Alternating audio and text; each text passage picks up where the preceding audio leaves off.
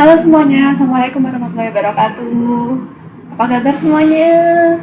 Semoga baik-baik aja ya hari ini, dan semoga kita dilindungi dari segala macam penyakit, kejahatan, ataupun apalah itu yang pokoknya buruk-buruk. Nah, kali ini jumpa lagi bersama saya Dian Marani. Kita akan belajar mengenai persekitaran. Ini untuk materi pengantar topologi ya, pokoknya terkait topologi aja gitu. Persekitaran atau bahasa Inggrisnya adalah neighborhood gitu ya. Neighborhood itu ya kalau misalkan kita pakai Google Translate artinya ada yang persekitaran, ada yang tetangga gitu. Dan terkait dengan itu di Al-Quran di surat An-Nisa ayat 36 yang berbunyi Bismillahirrahmanirrahim wa'budullaha wa la tusyriku bihi syai'a wa bil walidaini ihsana wa bidhil qurba wal yatama wal masakini wal jari dzil qurba wal jaril junubi was sahibil bil jambi wa banis sabili wa ma malakat aymanukum innallaha la yuhibbu man kana muhtalan fakhura. Di sini ya artinya cukup panjang ya, tapi nggak panjang-panjang banget sih, ya lumayan lah. Tapi di surat ini Allah menegaskan pada kita bahwa kita diminta untuk berbuat baik kepada tetangga dekat dan tetangga jauh, teman sejawat, dan seterusnya. Terkait sama tetangga dekat, tetangga jauh, dan teman sejawat. Nah, tetangga itu seperti apa sih sebenarnya? Tetangga dekat, oke lah, jelas yang berada di kanan kiri rumahmu. Oh, itu udah jelas tetangga dekat sekali ya. Terus satu rumah misalnya, 1, 2, 3 rumah di kanan kiri rumahmu, atau 1, 2 rumah di depan dan belakang rumahmu, yaitu jelas tetangga dekat. Anggaplah jaraknya 3 rumah di sekelilingmu, depan, belakang, kanan, kiri, sarung kanan, sarung kiri, ya kayak gitu tuh ya. Tetangga dekat. Tetangga jauh seperti apa sih? Bisa jadi dikatakan tetangga jauh itu 40 rumah di sekitarmu gitu. Maksudnya yang dari 40 rumah dari depan rumahmu, 40 rumah di belakang rumahmu, 40 rumah kanan kirimu, 40 rumah kananmu. Nah, tadi saya katakan ada yang namanya tetangga itu pokoknya ada jaraknya aja, jaraknya sekitaran rumahmu, tapi sekian rumah di sekitar rumahmu. Sekiannya itu yang disebut sebagai batas dari tetangga. Sama seperti di topologi, definisi tetangga juga sekitaran itu kok, juga seperti itu, nggak beda-beda jauh lah ya. Definisinya gimana? Nah ini nih, jadi misal X tahu adalah ruang topologi dan N adalah subset dari X. Dari definisi aja ya. Terus P itu adalah titik di N. Oke, P adalah titik di N. Jadi P itu anggota dari N. Sekarang N dikatakan sebagai persekitaran dari titik P jika ada himpunan buka. Ini U subset dari tahu ini maksudnya adalah himpunan buka. Ada himpunan buka U sehingga P itu terdapat dalam U dan U itu subset dari N. Kenapa saya gambarkan ini ada Mbak dilingkupin sama anggapan kakak-kakaknya ya. Ini adik paling mudanya. Nah, ini 2 orang ini itu adalah tetangga, maksudnya itu masih berada dalam, bisa disebut tetangga dari si anak ini, dalam artian tetangga untuk gambar ini.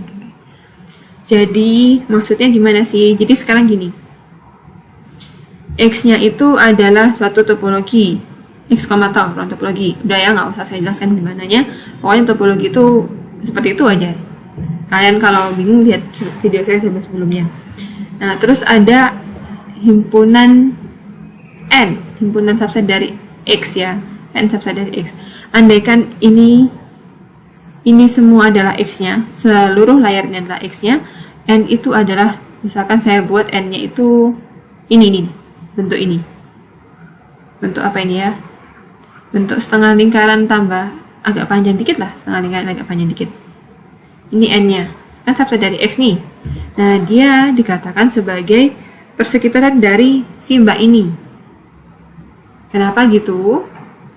Saya bisa menemukan himpunan buka. Himpunan bukanya itu, himpunan buka di X ini adalah, X tahu ini misalkan adalah lingkaran-lingkaran ya. Dan saya bisa menemukan himpunan buka ini, lingkaran ini. Nemu lingkaran ini, dimana isinya ya termasuk Mas Mbak ini. Nah, dimana lingkaran ini tuh memuat si Mbak satu ini, dan lingkaran ini terdapat dalam N ini. Oke, kalau misalkan contoh lainnya, itu kan tadi ilustrasi ya. Nah, kalau contoh lainnya adalah seperti ini. Saya punya ini di topologi Euclid. Di topologi Euclid di R. Jadi saya punya interval 0,1, interval buka, 1 tutup. Ya, tentu itu adalah himpunan bilangan-bilangan real ya. Itu adalah persekitaran setengah karena ada 0,1 yang merupakan himpunan buka di topologi Euclid, dan setengah itu ada di sini. Jadi kalau misalkan saya gambar,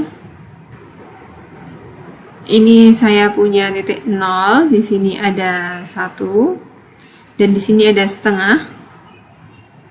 Maka interval buka ini, buka setengah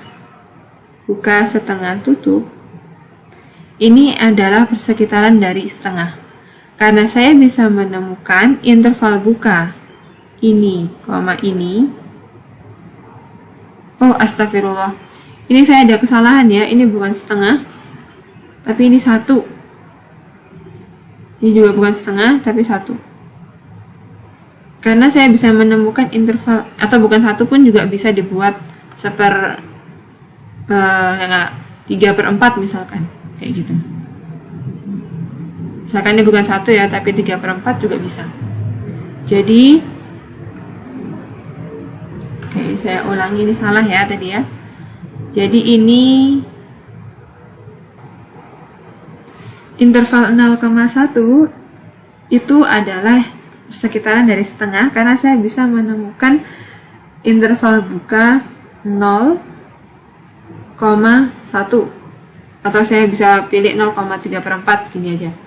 Sehingga interval ini itu memuat setengah, dan interval ini, interval buka ini itu ada dalam himpunan atau interval buka tutup 0,1. Ini pun juga bisa Anda ambil bukan 0,3/4, tapi bisa juga diambil misalkan ini kan 0,3/4 misalkan ya. Bisa juga ini aja 1/4,3/4. Pokoknya syaratnya ini. Jadi setengah itu termuat dalam interval buka itu, dan interval buka itu merupakan subset dari 0,1. Nah, sekarang masalahnya interval buka ini, interval buka tutup 0,1 itu ya, bukan persekitaran dari 1. Sebagai buktinya gini, ini Anda bisa membacanya ya, membaca penjelasannya. Saya gambarkan saja ilustrasinya. Kita ambil sembarang epsilon positif. Dimana epsilon ya? Epsilon ini adalah jarak. Jadi, lalu kita buat interval U, yaitu ini misalkan, interval buka U. Di sini epsilon itu ini. Jarak dari sini ke sini ini epsilon. Jarak dari sini ke sini ini juga epsilon ya. Nah, di sini saya buat interval 1 min epsilon dan 1 plus epsilon. Ini. Nah, ini interval U misalkan. Interval U adalah 1 min epsilon, 1 plus epsilon. Jelas ya bahwa 1 ini pasti anggota dari U. Jelas ya. Karena 1 berada di antara 1 min epsilon dengan 1 plus epsilon. Gitu. Terus selanjutnya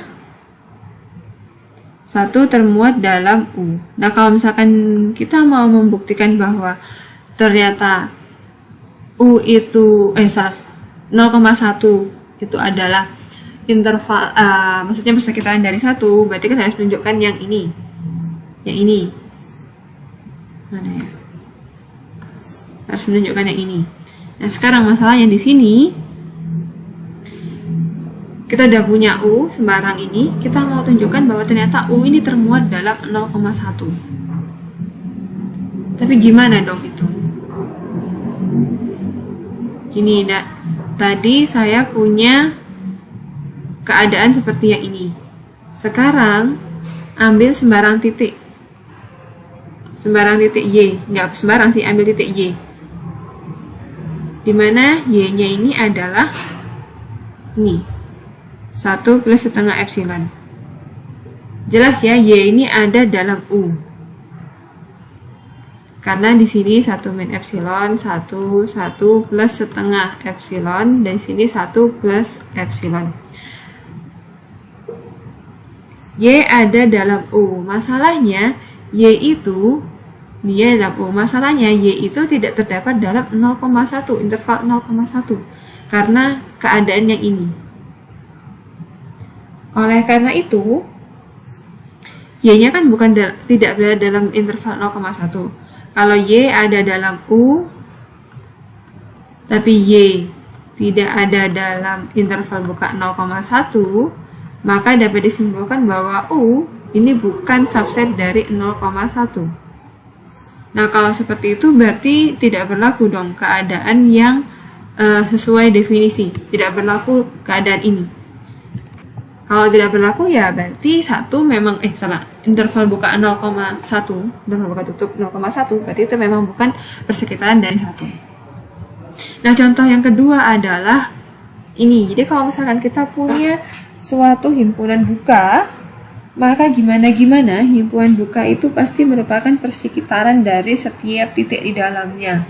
Karena kita bisa memilih N-nya ini nanti itu sama dengan U. N-nya tadi kan sama dengan U ya, himpunan buka yang tadi. Nih, ini kan himpunan buka yang tadi dimaksud. P-nya itu setiap titik di N atau di U-nya tadi.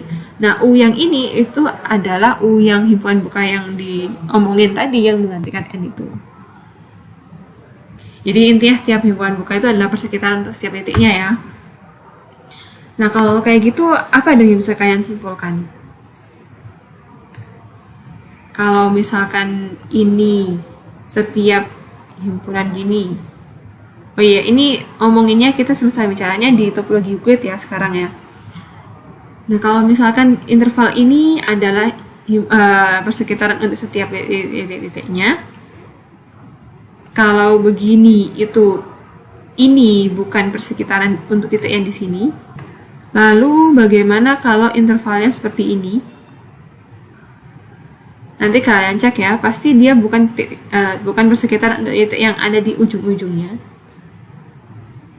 Pun dengan kalau misalkan intervalnya itu berupa ini. Jadi dari tak hingga dari sinilah ya tak hingga sampai sini. Ini bukan persekitaran untuk titik yang ini yang saya silang. Dan yang ini, interval ini itu bukan persekitaran untuk titik yang saya silang ini. Alasannya pembuktiannya ya mirip-mirip sama yang tadi, sama yang kedua ini ya. Sekarang saya punya proposisi yang berkata bahwa proposisi ini menyatakan bahwa suatu titik di X dikatakan titik limit dari himpunan A jika dan hanya jika setiap persekitaran X memuat anggota A selain X. Memuat anggota A selain X. Ini buktinya. Jadi kita buktikan dulu yang ke kanan ya. Berarti dari kita punya X dikatakan titik limit dari A, kita tunjukkan bahwa setiap persekitaran dari X memuat anggota A selain X. Nah, sekarang tadi karena yang diomongin adalah setiap persekitaran, maka kita ambil saja sembarang persekitarannya, misalkan dia ada N. Nah, karena tadi X-nya ada di titik limit, maka definisinya seperti ini ya, yang di kalimat kedua. Terus, ini definisi persekitaran, N-nya kan definisi persekitaran, maka berlaku ini. Karena X-nya adalah titik limit, kita pakai definisi titik limit, seperti ini. Oke. Nah, dari sini sama dari sini kita ambil kesimpulannya. Tadi itu X anggota U dan U subset dari N. Lalu U memuat A. berarti A juga ada di U ya. Karena U-nya juga subset dari N, maka A anggota dari U dan subset dari N. Dan kita punya A-nya berbeda dengan X, maka berlaku. Selesai sudah pembuktian pernyataan yang ke kanan. Yang ke kirinya gimana? Kita punya sembarang persekitaran X. Kita punya fakta bahwa setiap persekitaran X memuat anggota A selain X. Kita buktikan pakai kontraposisi. Jadi kalau misalkan X-nya bukan titik limit dari A, kita pakai definisi titik limit, ya tentu ini negasinya ya. Negasinya adalah seperti yang di kalimat ketiga ini. Oh ya, ini ada typo juga, maaf ada kesalahan ketik. Ini I ya. Kemudian berlaku demikian. Kalau misalkan ada U, himpunan buka, ada himpunan buka U yang memuat X, namun tidak memuat titik lain di A selain X, maka itu merupakan negasi dari pernyataan yang ini. Ini sudah dinegasikan, dan kalau ini dinegasikan berakibat ini juga dinegasikan juga, maka pernyataan dari arah ke sini, dari sini ke sini itu merupakan pernyataan yang benar. Ya, ingat lagi lah ya, bahwa kontraposisi itu kayak gini. Jika P maka Q, kontraposisinya adalah negasi Q berakibat negasi P. Gitu. Ini sebenarnya ekuivalen sih pernyataan ini. Dua pernyataan ini. Ada akibat yang pertama akibat dari proposisi itu ya, yaitu A adalah himpunan tertutup jika dan hanya jika untuk setiap X yang ada di komplemennya, ya pasti ini kan himpunan tutup ya, berarti ini adalah himpunan buka, berlaku ada persekitaran X sehingga N itu subset dari himpunan buka itu. Lalu ada akibat yang kedua, suatu himpunan akan dikatakan sebagai himpunan buka jika dan hanya jika untuk setiap X yang ada di U, ada di himpunan tersebut, ada persekitaran dari X, yaitu N, sehingga N itu subset dari U. Ini mirip-mirip sama yang contoh 2 ini ya. Cuman kan ini kan dikatakan bahwa U adalah setiap himpunan buka adalah persekitaran dari setiap titik di dalamnya. Nah, kalau yang ini menyatakan bahwa setiap himpunan buka, intinya ya, dengan kata lain ya, yang saya katakan bahwa setiap himpunan buka itu setiap titik di himpunan buka itu pasti memiliki persekitaran yang ada di dalam himpunan buka tersebut.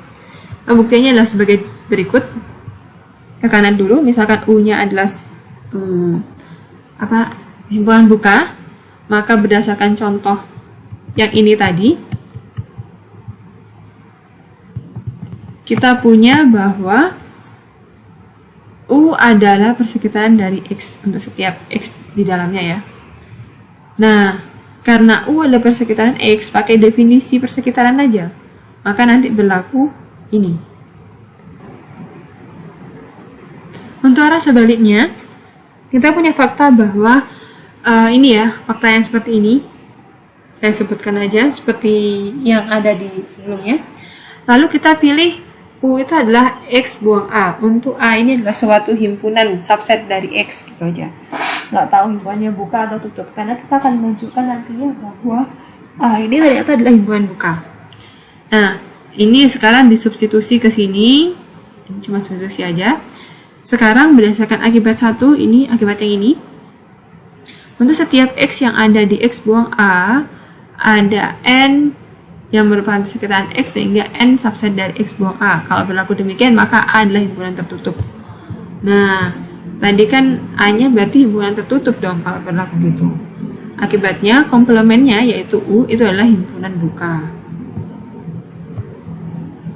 Untuk akibat ketiga, juga ngomongin bahwa suatu himpunan U itu adalah himpunan buka jika dan hanya jika untuk setiap titik di dalamnya ada V, ada himpunan buka V, sehingga V itu termuat di dalamnya ini. Ini itu mirip dengan dengan pernyataan ini.